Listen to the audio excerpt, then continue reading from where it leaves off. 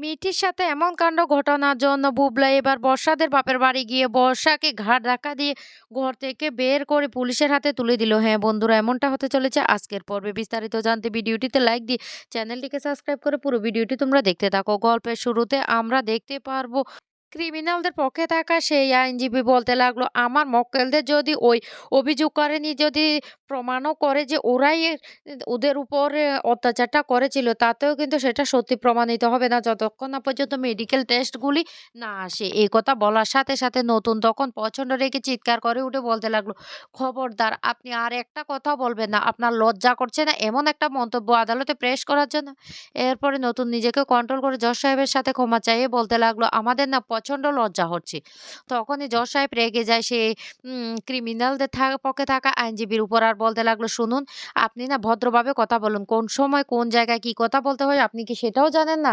আপনি প্লিজ আপনার জায়গায় গিয়ে বসুন, না হলে কিন্তু আমি আইনগত ব্যবস্থা নিতে বাধ্য হব। তখন আইনজীবী আর কোনো কথাই বলে না। এরপরে বলতে লাগলো মিঠিকে কাঠগড়ায় আসার জন্য। আর মিঠি তখন কি করবে কিছু বুঝতে পারছে না। মিঠি তখন খুব কান্নাকাটি করতে থাকে। তখনই কিষাণু বলতে লাগলো, মিঠি আমি কি তোমার সাথে যাব? না, তুমি একাই সেখানে গিয়ে প্রতিবাদটা করতে পারবে। আমি চাই তুমি একাই নিজে গিয়ে দাঁড়িয়ে সমস্ত অন্যায়ের বিরুদ্ধে প্রতিবাদটা করো। আমি শুধু এইটুকু চাই। তখন মিঠি সেখান থেকে উঠে চলে যায় কাঠগড়ায়। আর কাঠগড়ায় গিয়েই নিজের মুখোশটা খুলে ফেলে দেয়। আর বলতে লাগলো, জজ সাহেব আমি কোনো অন্যায় করিনি। তাই আমাকে এখানে মুখ ঢেকে থাকতে হবে তার কোনো ও কথা নেই। কারণ আমি যেহেতু অন্যায় করিনি, আমার উপর যারা অন্যায় করেছে তারা যদি সমাজে মুখ দেখিয়ে ঘুরে বেড়াতে পারে, তাহলে আমি কেন মুখ ঢেকে থাকবো? আমি আর মুখ ঢাকবো না। তখন জজ সাহেব বলতে লাগলো, হ্যাঁ আপনি বলুন, আপনার কি বলার আছে আপনি সত্যিটা বলুন। আর এই লোকগুলো কি সেই দিন সত্যি ছিল সেটা বলুন। তখনই মিঠি ওদের দিকে আঙ্গুল দিয়ে দেখিয়ে দিয়ে বলতে লাগলো, হ্যাঁ ওই লোকগুলোই ছিল সেই দিন। ওই নরপিশাচগুলো আমার সাথে এমন ঘটনা করেছে যার জন্য আমি এখন সমাজে মুখ দেখাতে পারছি না, সমাজে চলাফেরা করতে পারছি না। সমাজের লোকরা আমাকে সহানুভূতির নামে আমাকে অপমান করছে বাড়ি বয়ে এসে। আর এই লজ্জা আমি কোথায় রাখবো? আমার ভিতরে যে ক্ষতটা সৃষ্টি হয়েছে, সেই ক্ষতর যন্ত্রণায় আমি এখন ছটফট করছি প্রতিনিয়ত। আমি নিজেকে কি করব আমি সেটাই বুঝতে পারছি না। এই ক্ষতটা কেন মেয়েদের ক্ষেত্রে হবো? ওই নরপিশাচগুলি ওই দিন ক্ষমতার বলে ওদের কাছে পিস্তল থাকার কারণে ওরা আমার আত্মীয়-স্বজন পরিবারের সামনে থেকে আমাকে তুলে নিয়ে গিয়েছিল। কিন্তু শিক্ষার বলে তো আমাকে হারিয়ে দিতে পারেনি। ওরা নিজেদের ক্ষমতার বলে আমাদেরকে হারিয়ে দিয়েছে। ওদের যদি সেই যোগ্যতা থাকতো, আমি তো লেখাপড়া করেছি। আমি তো নিজের পায়ে নিজে দাঁড়িয়ে থাকতে পারতাম। আমার আগের জীবনটা ছিল একটা অন্যরকম জীবন। আর এখনকার জীবনটা হয়ে গেছে তাও অন্যরকম। তাহলে আমি এই জীবনটা আমি কিছুতে ভুলতে পারছি না।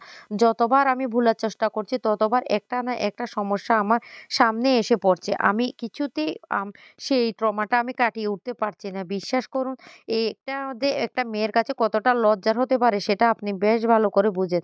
তাই আপনার কাছে আমি অনুরোধ করব, ওই অপরাধীগুলি যেন কঠোর থেকে কঠোরতম শাস্তি পায়। আমাদের লজ্জার কাছে যেন ওরা যেন হেরে না যায়। ওদের যতই টাকা পয়সা থাকুক, ওরা যতই বিত্তশালী হোক, তারপরও ওরা যেন সেই উপযুক্ত শাস্তিটা পায়। জজ সাহেব তখন মন দিয়ে মিঠির কথাগুলি শুনে মিঠি তখন কান্না করে আরো বলতে লাগলো, আজকে আমার মতো আরো হাজারো মেয়ের যে সাথে এই ঘটনাটা ঘটেছে, ওই মেয়েগুলো আমার মনে হচ্ছে এখন ঘরের মধ্যে বসে লুকিয়ে কান্না করছে হয়তো, আর না হয়তো কেউ নিজের জীবনটা শেষ করে দিয়েছে এরকম নরপিশাচদের জন্য। এই নরপিশাচরা যতদিন পর্যন্ত এই পৃথিবীতে বেঁচে থাকবে, ওদের জন্য আজকেও আমাদের মতো মেয়েরা সেফ না। আদ আপনি যদি একটা মেয়ে হতেন তাহলে আপনি আমার কষ্টটা বুঝতে পারতেন। পুরুষরা কখনো মেয়েদের কষ্টটা বুঝতে পারে না। একটা মেয়ের জীবনে যে এটা কতটা কষ্ট, কতটা যন্ত্রণাদায়ক সেটা না কোনোদিন বুঝতে পারে না। হ্যাঁ, আজকে আমাকে ভরসা দিয়েছে একজন মানুষ। সে বলেছে আমাকে রুখে দাঁড়াতে, লড়াই করতে, সে আমার পাশে থাকবে। কিন্তু আমি বুঝতে পারছি না আমি কতটুকু করতে পারবো আর কতটুকু আমার সাথে হবে সেটাই আমি বুঝতে পারছি না। তখন জজ সাহেব বলতে লাগলো, ঠিক আছে মা, আমি তোমার কি ওই ক্রিমিনালদের পক্ষ হয়ে আমি তোমার কাছে ক্ষমা চাইছি মা। আমি সবাইকে বলবো আমাদের এই কালো পোশাকটার খুলে তার পরিবর্তে আমরা সবাই মিলে একটা এমন একটা পৃথিবী গড়বো যে পৃথিবীতে মেয়েরা খুব নিশ্চিন্তভাবে এ স্বাধীনভাবে চলাফেরা করতে পারবে। এই অঙ্গীকারটা আমরা সবাই মিলে কি করতে পারি না? যা শুনে সবাই খুব খুশি হয়ে যায়। সবাই তখন হাতের তালি দিতে থাকে। জজ সাহেব তখন বলতে লাগলো, আজকে সবাই মিলে এই মুহূর্তে আমরা এই শপথটা গ্রহণ করব। এরপরে অয়নদীপ অবাক হয়ে মিঠির দিকে তাকিয়ে থাকে। মিঠি তখন হাত দিয়ে বারবার করে দেখিয়ে বলতে লাগলো, ওই নরপিশাচগুলো আজকে আজকে বিশ্বাস করুন, আমার না এই লোকগুলোকে দেখলেও গায়ে কাটা দিত, কিন্তু এখন আমার বুকের ভিতরে এতটা ক্ষত সৃষ্টি হয়ে গেছে, এই লোকগুলোকে দেখলে আমার বুকের ভিতর আর ভয়ে কাটা দেয় না শরীরটা।